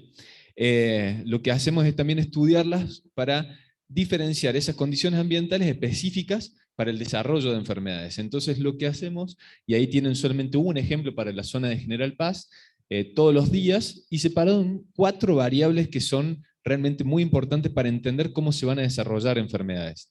Esas 4 variables las ponemos como la ET33 o ET35 y HMF y HSF, que ustedes las van a ver y están recibiendo también a través de nuestros informes fitosanitarios de la zona, que son los estreses térmicos o horas que superen los 33 grados, horas que superen en el día los 35 grados, y abajo HMF, que son las horas de mojado foliar, que son conducentes para el desarrollo de enfermedades, y las horas de secado foliar, son horas HSF. Esas son horas en las que no llovió, no hubo, ¿cómo se llama? Se me fue. Rocío. Rocío, gracias. No hubo rocío, y la humedad relativa era menor al 40%. En cambio, las horas que son conducentes para el desarrollo de enfermedades son las que hubo lluvia, hubo rocío, y la humedad relativa superó el 80%. Entonces ya con eso sabemos que si hay esas condiciones, por el lado de agua estamos bien, y tenemos que ver cómo es la limitante de temperaturas. Y siguiendo un poco lo que decía Lourdes, que las temperaturas este año, fíjense, tanto enero, febrero como marzo, que son las 2 primeras líneas que tenemos acá, ¿sí? Están todas en 0. No tuvimos días con temperaturas, por lo menos en General Paz, que superaron los 33 grados. Eso hace que no limite el desarrollo de enfermedades. Y sí tuvimos todo lo que está en rojo, son todos los días que superamos un umbral de 7 horas con horas de mojado foliar. Fíjense todo lo que fue enero, febrero y marzo, casi todos los días fueron conducentes para el desarrollo de enfermedades, a pesar de que no llovió tanto. ¿Sí? Y esto se repitió en distintas zonas. Y ustedes, los que estuvieron presentes cuando hicimos este mismo resumen para soja, y estuvimos viendo que este año tuvimos mucha mancha de ojo de rana, tuvimos de nuevo esclerotinia en muchos de los lotes, está relacionado principalmente a este tipo de condiciones. Y ahí es que hacemos el parangón, que estas mismas condiciones son las que nos ayudan para entender por qué se desarrolló tanto tizón esta campaña, o la cercosporiosis, que también varios de ustedes me hicieron ver que fuéramos a ver algunos lotes por la presión que tuvimos de esta enfermedad. Continuando, y esto lo acabo de agregar recién cuando escuchaba a los chicos de que hacían un resumen de los últimos 10 años. Y me parecía bueno también mostrarles que nosotros también venimos haciendo resúmenes de estos últimos 10 años, estudiando las características agronómicas que explican el desarrollo de enfermedades en el cultivo de maíz, y en este caso lo que les presento un árbol de regresiones en los cuales estudiamos, a ver si sale más allá adelante, no salen, todas las características con las que estamos produciendo: densidad, fecha de siembra, si tenía agua útil, fertilización, fechas de siembra, pero no sé si lo había dicho, año niño, niña o neutro. Y lo que nos explica las severidades finales de tizón, que es lo que estamos viendo arriba, en un 60% es la genética. Y ahí está la parte de la gran mayoría de los que están acá representando las empresas, del trabajo que necesitamos que se genere desde la sanidad, desde el cultivo, desde la genética principalmente. El 60% de lo que pasa está explicado por si nos paramos en el campo con un material resistente o moderadamente resistente, o susceptible o moderadamente susceptible. Desde ahí largamos. La segunda variable agronómica que nos explica cómo se comportan frente a enfermedades son las fechas de siembra. Y mientras más tarde nos vamos, mayores severidades registramos en el norte de Córdoba. Y eso pasa normalmente en casi todos lados, pero siempre que vean el árbol van a ver que las mayores severidades, acá las dividimos en un grupo del 1 al 4 para hacerlo más fácil, están en materiales susceptibles y moderadamente susceptibles, aquel lado del árbol. Por otro lado, si es fecha de siembra tardía, siempre van a encontrar los valores mayores. Y el último, también como explicaban los chicos, la implicancia del fenómeno ENSO. Años niño, ¿sí? Y neutro, que tenemos mayores condiciones de humedad, mayores condiciones de hora de mojado foliar, mayor predisposición para enfermedades. También, como les decía recién, viendo estos últimos 10 años, todos los ensayos que venimos relevando, mientras vamos entrando más hacia el año nuevo, ¿sí? Fíjense que acá cada mes lo dividimos en décadas, los 3 décadas de cada mes, 10 días, 10 días, 10 días, mientras más tarde vamos sembrando, el registro de severidades aumenta, ¿sí? En mayor proporción y mayor intensidad. Y por último, para mostrarles también cómo venimos separando a las zonas de mayor predisposición por fecha de siembra y por las severidades que encontramos, principalmente de patógenos necrotróficos, tizón y cercóspora, son, fíjense, que las 2 zonas de Villas Marías, Villa María Río Seco, Villa María, ¿sí?, más hacia el sur, más hacia la ruta 9, son las 2 zonas donde normalmente registramos en maíces tardíos mayor presión de enfermedad. Cuando separamos por años niño, neutro y niña, nos pasa un poco lo que decían los chicos también. Los años niña registramos menos severidades, no tanto hacia el norte, porque el norte no se ve tan afectado por este efecto. Pero sí hay un efecto marcado que lo podemos ver en el siguiente gráfico, en el cual en una serie del año 2006 a 2015, separado por meses, lo que hicimos ahí es ver qué condiciones conducentes, acumulación de horas de mojado foliar, tenemos en cada una de las etapas, niña, neutro y niño, principalmente en los meses de floración y llenado. Entonces podemos ver que los años niño y neutro, tanto febrero y marzo, que son las etapas que implican y que más explican el rendimiento, pero también el desarrollo de enfermedades, tenemos gran cantidad de acumulación de horas de mojado, y eso hace que se explique por qué después en el centro norte de Córdoba siempre tenemos mayores severidades que en otros lugares. Salimos de ahí y pasamos rápidamente a contarles un poco de lo que venimos haciendo todas estas últimas campañas, ya van creo que 12, en las cuales hacemos distintas actividades con CREA. La primera, perfil sanitario en 2 de las localidades, y ahí aprovecho para contarles porque este año hubo algunas empresas que me preguntaron que por qué elegíamos esas localidades. Acuérdense que cuando buscamos, y eso lo hacemos junto con los chicos que están viendo los ensayos, buscamos las localidades donde mayor presión de enfermedad se dé. Sino, justamente lo que buscamos es ver cómo sería el comportamiento de los materiales que están lanzados en el mercado frente a la mayor presión que se dé esa campaña. Por eso buscamos esos lugares, no es que están desde el principio demarcados, sino que tratamos de ir buscándolos.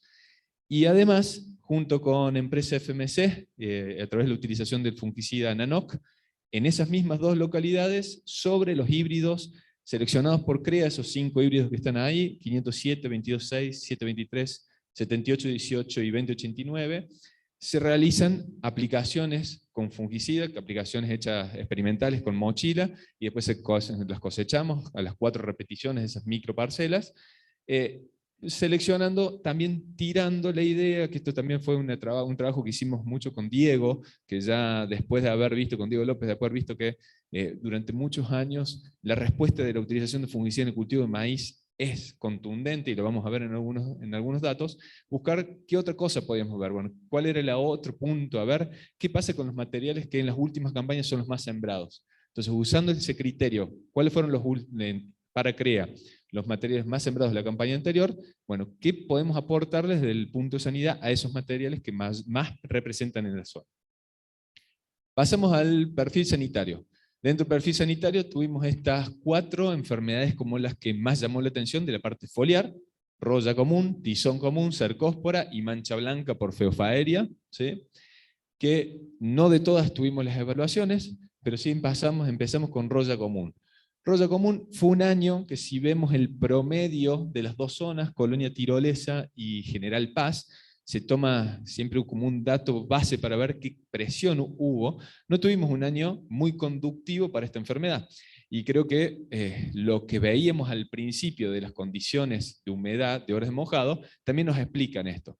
¿Sí? Fíjense, por ejemplo, lo que nos está pasando lo que está pasando esta campaña invernal en trigo.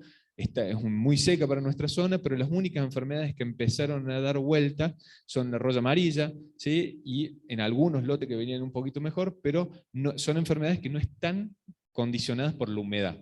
La roya, ¿sí?, no está condicionada por humedad, pero sí el exceso de humedad. Tener tantos días de muchas horas de mojado hace que se les dificulte dispersarse. Y esto nos está explicando también por qué tuvimos un año que para nuestra zona los niveles de roya fueron bastante bajos. A pesar de eso, hay diferencias entre los híbridos. Ya cuando pasamos a tizón, y conociendo lo que ya les venía diciendo anteriormente, que fue un año con mucha severidad, van a ver que también encontramos lo que venimos viendo en estas últimas campañas, de que hay pocos híbridos que se enferman mucho, pero cuando hay condiciones se enferman, y se enferman bastante. Depende de la presión de inóculo que haya en cada uno de los lotes. Podemos ver que hay diferencias, ¿sí? Pero en los dos lotes también los promedios no se manejan por los promedios, porque acá baja mucho porque tenemos muchos números bajos, pero los materiales que se enferman tienen severidades realmente muy importantes. Ya superar un 5% de área foliar de las hojas de mayor importancia con severidad, ya empezamos a hablar de un material que tiene realmente pérdidas de importancia en rendimiento. Fíjense que las tendencias de comportamiento en las dos localidades fue muy parecida. En algunos un poco más, un poco menos, pero fue muy parecida. Los que no se enfermaron no se enferman, en ninguna de las dos localidades los que se enfermaron más o menos en promedio estuvieron muy parecidos. En el caso de Cercospora pasó exactamente lo mismo. Cercospora es un poquito más retrasado todavía que Tizón para ver los síntomas, la vemos más entrada en el ciclo de cultivo, pero así también esta campaña nos mostró algo que ya veníamos viendo en estas últimas dos anteriores que fueron muy conducentes, que empezábamos a ver diferencia en comportamiento de híbridos, que cuando empezamos con Cercospora hace 5 campañas, si se acuerdan que en estas mismas devoluciones, veíamos que todos los materiales se enfermaban casi por igual. Ya ves, se viene haciendo un trabajo, se viene haciendo una selección. El problema también con Cercospora es que vamos a ver que acá los niveles que vimos son dentro todo bajos, aunque hay algunos materiales que son mucho más susceptibles de Cercospora que otros, pero también hay que ver cuándo se toma la evaluación. Inclusive algunos de ustedes me hicieron la consulta de, che, lo estoy viendo con demasiada severidad con respecto a lo que veníamos hablando. Y eso tiene que ver cuándo se hace la evaluación. Acá les pongo un ejemplo de que veíamos esta situación en Colonia Tirolesa, y volvimos a hacer una segunda evaluación casi unos 20 días después del momento óptimo. El momento óptimo en maíz y para enfermedades foliares ya hay muchísimos trabajos, nosotros hemos presentado varios, en los cuales se explica que hasta R4, pasando R5, si tienen que estar todas las hojas verdes, las primeras empezando a amarillarse, es el único, de las primeras de abajo empezando a amarillarse, es el momento óptimo para tomar una evaluación de severidad, porque es el que mayor relación o correlación tiene con la respuesta en rendimiento de la severidad que estamos evaluando foliarmente. Si lo hacemos antes, podemos tener errores, si lo hacemos después, podemos incurrir en este error, ¿sí? Que me decían, che, no hay más severidad que lo que me estabas diciendo, y en realidad sí. Fuimos a los casi 102 días, sí, 102 días desde la fecha de siembra, estaba en R4, algunos materiales ya pasando R5, esta es la evaluación que ustedes van a recibir y que es la que se publica, digamos, y si vas 20 días después van a ver que las severidades cambian abruptamente. Cercospora, Tizón son necrótrofos foliares, aprovechan el cultivo cuando empieza a cenecer y ahí empieza a crecer de manera exponencial. Eso está bueno saberlo, ustedes los que trabajan en el semillero lo tienen que conocer porque muestra susceptibilidad de híbrido y porque muchas veces van a tener reclamo desde los productores o de los técnicos, che, está muy manchado, y no es solamente ver cuán manchado está, sino también el momento en el que estuvo. ¿Sí? Fíjense que acá 15, 20 días de diferencia nos muestra que si vemos esta foto acá, todos los materiales son susceptibles, o la gran mayoría de ellos son susceptibles. Hubiésemos ido 20 días antes, hasta el último momento en que realmente la implicancia en el rendimiento es importante, se ve la diferencia entre los híbridos. Entonces es un tema para tenerlo en cuenta, que también pasa con Tizón, ¿sí? Acá con Tizón ya tenemos mucho más información, ustedes conocen mejor los híbridos, pero es una cosa a tenerla en cuenta porque las severidades pasan a ser realmente muy marcadamente superiores si te pasas un poquito en el momento de evaluación. Salimos de ahí, de los perfiles sanitarios, y nos posicionamos ahora a hablar un poco de los ensayos de fungicida. Y estos ensayos de fungicida, como les decía al inicio, los realizamos con la empresa FMC, con el fungicida Nanoc, una mezcla de triazol y estrobirulinas. Están los chicos ahí de FMC, después cualquier cosa pueden hacer una aclaración sobre el fungicida de ellos. Y en este caso empezamos con General Paz. Y acá en General Paz van a ver que ponemos como datos la severidad al momento de la aplicación, la severidad final, los porcentajes de control obtenidos y la diferencia de rendimiento. Para que vean, en este caso tenemos que ver que en la localidad de General Paz, cuando se tomó la determinación de la aplicación de fungicida, ya estábamos llegando con una severidad de roya muy alta, 2,6, habíamos pasado cualquier tipo de umbral. Justamente por eso, fíjense que el porcentaje de control que obtuvimos fue muy bajo para roya. Roya es una enfermedad que se controla bien temprano, avanza mucho más en los estados fenológicos. Ya casi que no había más evolución cuando hicimos la aplicación. Se tomó la decisión de aplicación en esa localidad pensando en el gran avance que veíamos de tizón y de cercospora, que eran las enfermedades target número 1 que queríamos controlar. En este caso, no hubo respuestas de diferencia en kilos, pero fíjense en las imágenes cómo termina un material cuando yo les decía recién de más del 5% de severidad. ¿Sí? Cuando tienen un lote que está en R4, que fue el momento que tomamos con ese nivel de severidad, es una severidad que llama la atención, por más de que pueda haber severidades mayores en un material más susceptible. Pasamos al 22.6, lo mismo, ya acá en este material se aplicó también con un nivel de roya bastante alto, pero tuvimos muy buen control de tizón, excelentes controles de cercospora, que es lo que pasa normalmente, más de 1.600 kilos de diferencia, ¿sí? Que lo que representa un 20 casi un 21% de diferencia entre las parcelas no tratadas con las parcelas aplicadas. Pasó muy parecido con el 723. En General Paz, en todos lados se aplicó en todos los híbridos con mayor severidad de roya, iniciando tizón, 0,4% de severidad. De nuevo pasó lo mismo con roya, bajos porcentajes de control.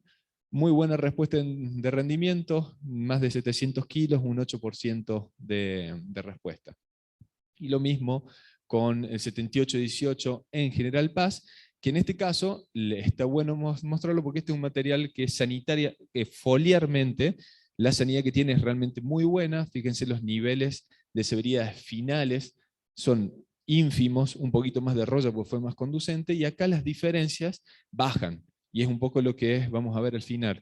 No es lo mismo utilizar un fungicida para materiales susceptibles, moderadamente susceptibles, para aquellos que tienen algún tipo de comportamiento de resistencia. Y me quedaba en General Paz, el 2089, también con bastante roya, menos tizón, ¿sí? Con roya siguió avanzando, a pesar de haber aplicado con una severidad del 3%, que ya es muy alta, y siguió avanzando hasta un 5. En este caso también 770 kilos de diferencia, que representan un 7% de rendimiento. Y lo mismo, rápidamente, colonia tirolesa, es para mostrárselo, pero lo van a tener todos en los informes.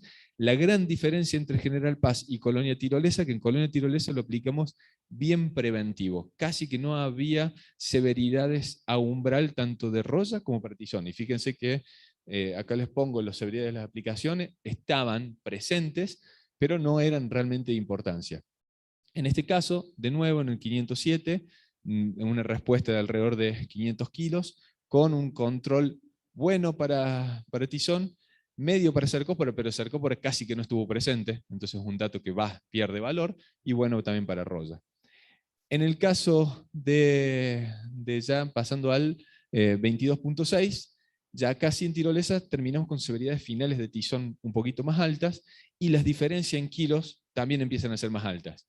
1.200 kilos de diferencia entre aplicar y no aplicar, 16% de diferencia. 723, lo mismo, muy baja severidad, y cuando aplicamos con baja severidad los porcentajes de control realmente son muy buenos. 800 kilos de diferencia, casi 10% de diferencia si hacemos con respecto en porcentaje el rendimiento. Y de nuevo lo que les pasaba con el 7818, para recalcar esto que les decía recién, si los híbridos no están enfermos, si no hay presencia de enfermedad, fíjense que terminamos con severidades menores al 0,5% de las 3 enfermedades en este material.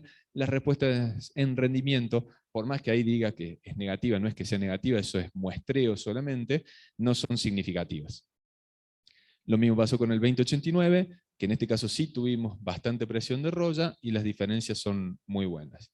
Y para ir cerrando, los gráficos que van a recibir, fíjense que es más o menos en las dos localidades fueron muy parecidos el nivel de rendimiento que se obtuvieron de los híbridos. Las respuestas que están en amarillo, 1.600 en el 22.6, 500, perdón, acá, 1.200, es decir, muy parecidas al 22.6, en el 723, 700 y 800, En el 78-18 allá 400 kilos, pero acá casi que no hubo diferencias, y en el 2089 entre 800 y 1300 kilos. Cuando vemos esto, es importante de recalcar que no solamente es la parte de resistencia de los materiales, es decir, cómo se expresan las enfermedades con el cultivo, sino también el concepto de tolerancia. Sí, muchas veces me preguntan, hubo materiales que no se enfermaron, pero rindieron muy bien a la aplicación de un fungicida, hubo materiales que, como los primeros, como el 507 en este caso, que estaba enfermo, pero la respuesta de rendimiento no fue tan alta.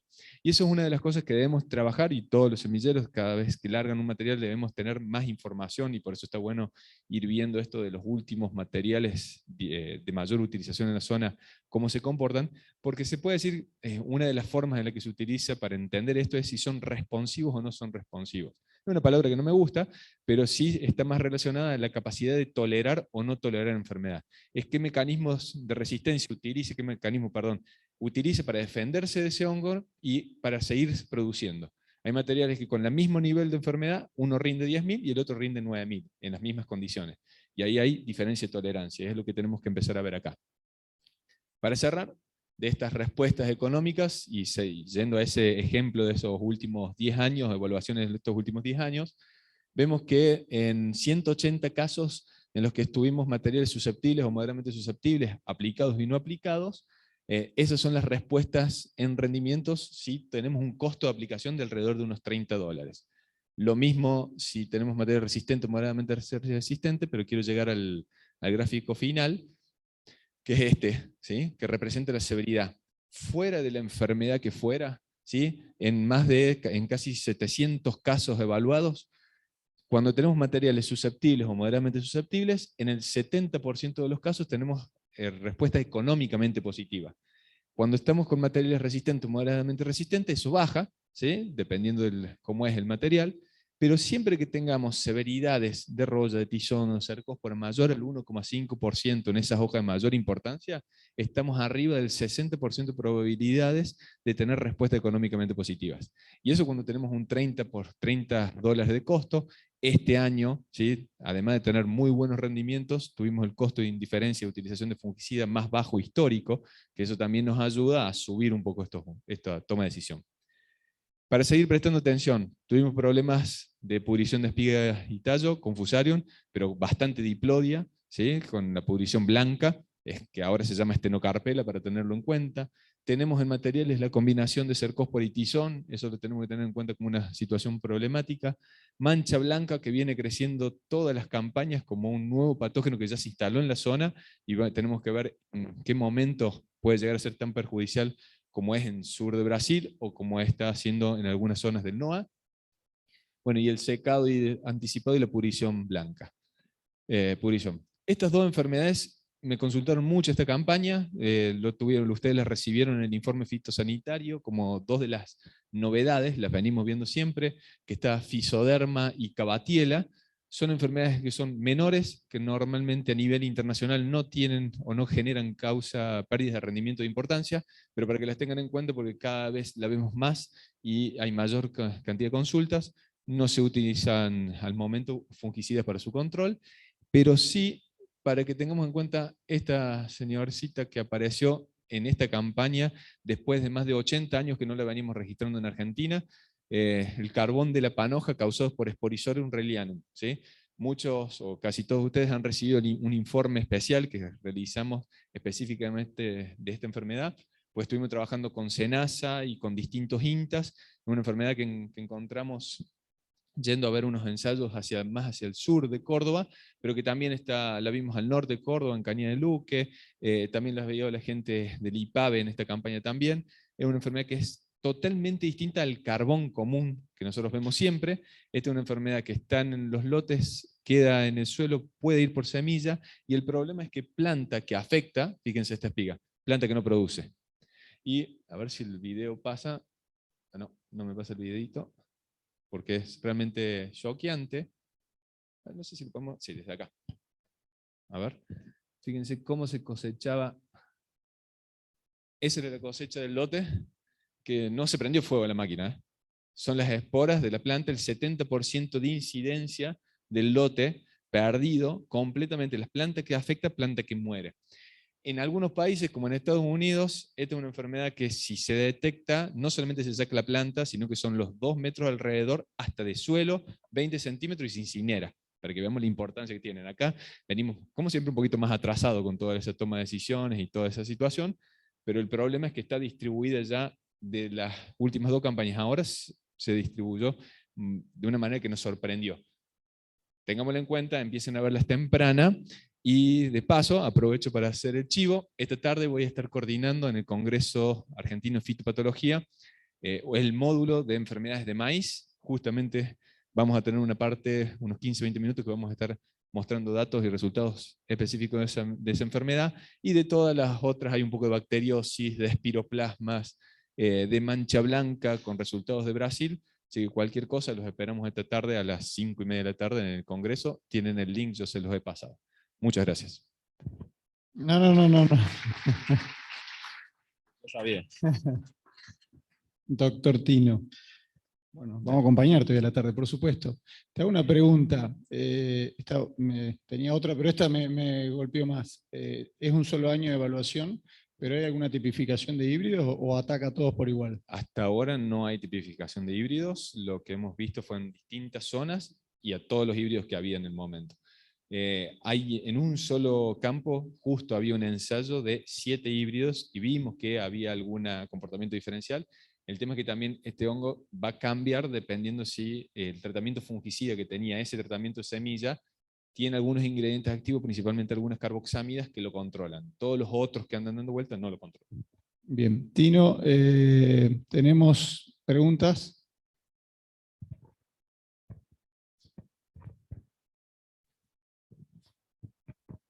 Una consulta, Tino, desde el chat, acerca de esto de carbón de espiga, si puede haber más incidencia en años más secos vinculado al estrés, y si tenés también alguna idea o tendencia de si este año se vio, entiendo, en algunos materiales más que en otros. Bien, el tema de materiales no sería muy irresponsable decir que sí, vimos algunos, pero porque se repetían lotes nada más, no porque pudiésemos hacer un screening.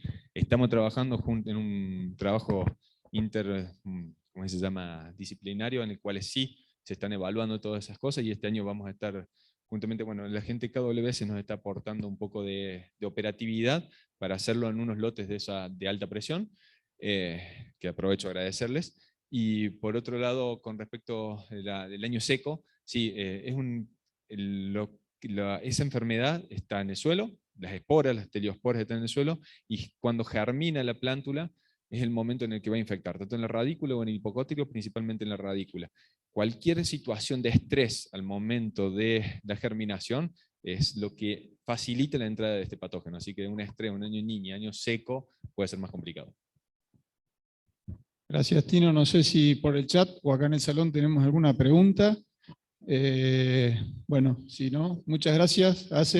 Me acuerdo, todavía no eras doctor porque no te habías ido a Brasil. Una de las primeras recorridas, yo estaba en mi otra vida y estábamos recorriendo Tizón en Las Chilcas. Fue hace, no sé, 10 años eso. Sí, más, 2006, 2007. 2006, 2007. Tenemos la tormenta perfecta, ¿no? Está claro. Somos la región que tiene la rotación de maíz más alta y encima sembramos tardío. Con lo cual la evaluación sanitaria, el perfil sanitario y el estar atentos y este intercambio con la universidad y con Tino, para nosotros es vital. Bueno, gente, llegamos al final con 5 minutos de retraso. Felices de que este desafío, que como dije, entre gallos y medianoche lo topamos, salió bien. Hubo casi 70 personas acá, en algún momento 125 conectados, nos acompañaron todo el recorrido. Esperamos haberles dado algo de todo lo que hacemos juntos, porque en definitiva nos toca compartir el trabajo juntos, el trabajo de la investigación, de los genetistas, de ustedes, de los productores que nos prestan los campos, del Tino, del equipo de ensayistas. Así que bueno, este es un espacio de todos. La última, y invitarlos a nuestro congreso. Este año, como dijo Rafa, tenemos un congreso birregional entre Córdoba Norte y Córdoba Centro, donde va a ser el 12 y 13 de octubre, con 2 ejes principales. Uno, el título del congreso es Liderazgo Sostenible en Empresas de Futuro. y tiene dos ejes principales. Uno que tiene que ver con la juventud y la empresa y las nuevas generaciones, y el otro que tiene que ver con sustentabilidad y producción. Tenemos la suerte de algunos de estar trabajando en la organización y les aseguro que lo que se viene está muy, muy bueno, así que ya les van a llegar nuestros flyers, nuestras invitaciones, a los semilleros también, les vamos avisando, así que los esperamos en ese evento. Los invitamos al break, afuera, a tomar sol y a compartir con cuidado, con distancia, y excelente inicio de campaña de maíz para todos. Buen año.